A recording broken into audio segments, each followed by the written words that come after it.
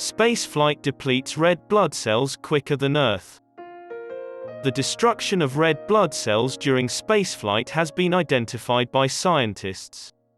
When astronauts return to Earth, they become anemic because of the lack of oxygen in their blood.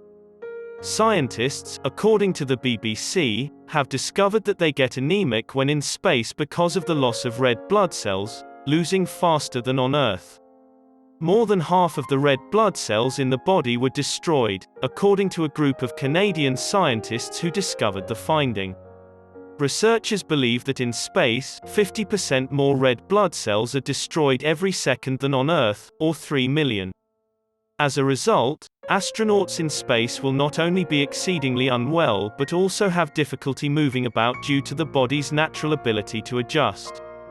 Traveling to far-off places like Mars or the Moon might be dangerous and difficult for astronauts as a result of the rapid depletion of these cells.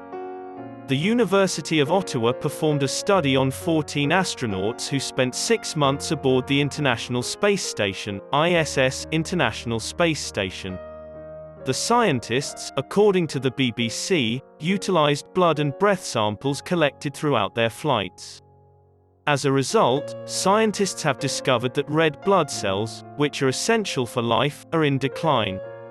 A study by Dr. Guy Trudel, the primary researcher and a hospital physician, found that astronauts lose more red blood cells as soon as they enter space and that this process continues throughout their trip. For a few days after their return to Earth, astronauts have anemia due to a lack of bone mass and a lack of oxygen in their blood.